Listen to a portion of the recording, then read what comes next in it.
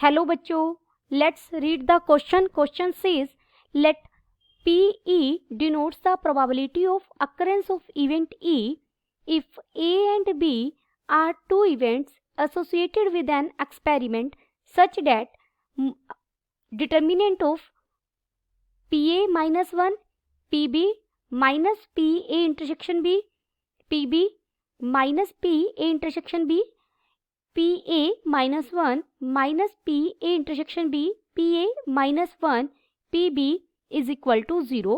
Then option A is probability of A union B is equal to 1. Option B is probability of A by B is equal to probability of A plus probability of B minus 1 divided by probability of B. Option C is if A is contained in B, then probability of B is equal to probability of A union B. Option D is if A is contained in B, then probability of A is equal to 1. First we see the key concept. देखिए यहाँ matrix का ये एक matrix form में दिया गया है, तो डिटर्मिनेंट को सॉल्व करेंगे और दूसरा हम यहाँ प्रोबेबिलिटी का रिजल्ट यूज करेंगे. Probability of A intersection B is equal to probability of A plus probability of B minus probability of A union B.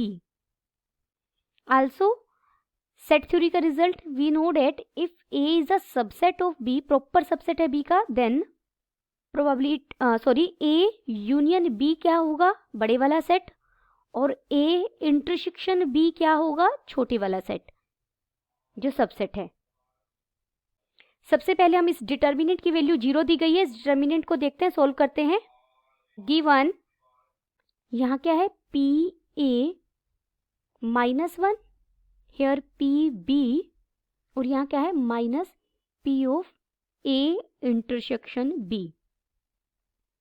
यहाँ PB है, यहाँ minus P of A intersection B है, और यहाँ हमारा PA minus 1 है. यहाँ पर minus P probability A intersection B है, यहाँ हमें PA माइनस 1 दिया गया है और यह प्रोबेबिलिटी ऑफ B. ये डिटर्मिनेंट इक्वल टू 0 दिया गया है. सबसे पहले हम ऑपरेशन अप्लाई करेंगे. मैंने R1 पर ऑपरेशन अप्लाई किया. मैंने R1 plus R2 plus R3 यानी तीनों रोज को ऐड कर दिया. अब देखिए रो 1 पर ऑपरेशन, R1 पर ऑपरेशन लगाया है, तो पहले मैं B, R2 और R3 को एज इट इज लिख लेती हूँ. A माइनस 1 और यहाँ हो जाएगा प्रोबेबिलिटी ऑफ B. अब देखिए ये यहाँ आप ऐड करेंगे तो ये बन जाएगा probability of A plus probability of B minus 1 minus यहाँ इसी के साथ है ये probability of A intersection B. यहाँ सेकंड में भी सेम बन जाएगा, probability of A plus probability of B minus 1 minus probability of A intersection B. और थर्ड भी हमारा यही हो जाएगा. तीनों को ऐड करेंगे तो probability of A plus probability of B minus 1 minus probability of A intersection B, और ये हमें 0 के इक्वल दिया गया है. अब रो 1 के हर एलिमेंट बिल्कुल सेम है, इसे हम एज अ कॉमन बाहर ले सकते हैं. Taking common from R1.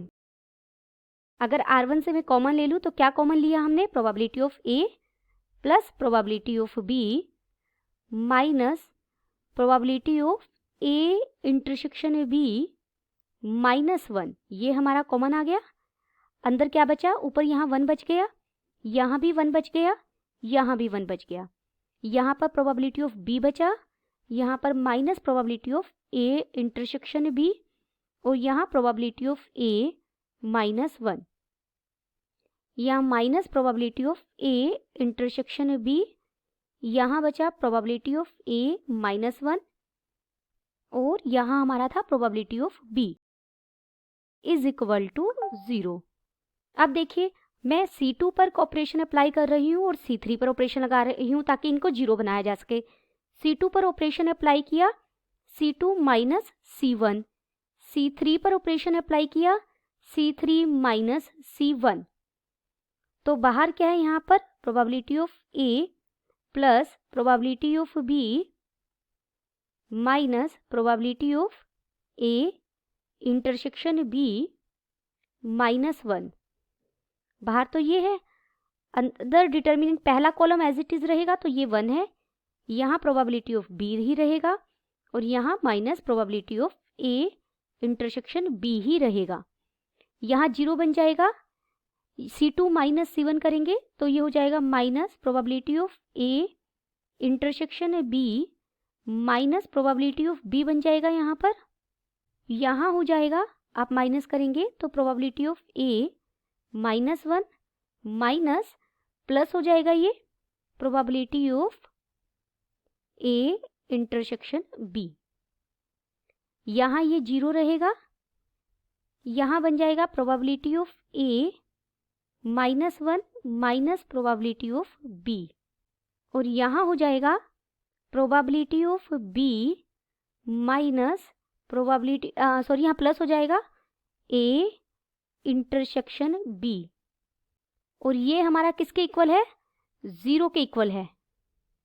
देखिए इसे हम आगे दोबारा लिख सकते हैं, इसे मैं यहाँ दोबारा लिख रही हूँ, ये बन गया probability of A plus probability of B minus probability of A intersection B -1 और साथ में डिटर्मिनेंट में हमारा हुआ है 1 0 0, यहाँ हमें मिला है प्रोबेबिलिटी ऑफ B और यहाँ मिला था minus probability of A intersection B, क्योंकि कॉलम 1 तो एज इट इज था, कॉलम सेकंड हमारा माइनस बाहर ले ले हम तो ये बन गया probability of A intersection B plus probability of B।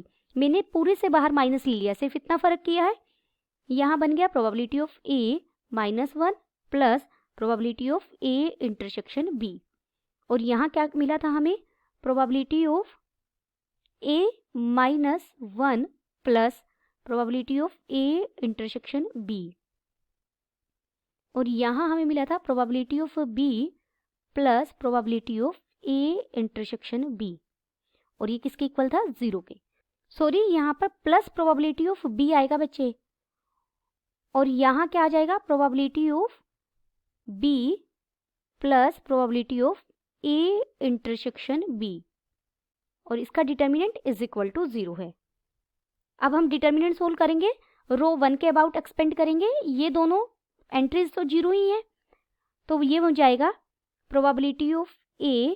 देखिए जो probability of A plus B, probability of A plus probability of B minus probability of A intersection B को मैं क्या लिख सकती हूँ, यही लिख रही हूँ, probability of A union B -1 लिख सकते हैं इसे और यहाँ अगर हम सोल्व करेंगे तो ये हो जाएगा minus of probability of B plus probability of A intersection B पूरे का स्क्वायर माइनस ये हो जाएगा probability of A -1 plus probability of B into ये हो जाएगा probability of A -1 plus probability of A intersection B is equal to 0।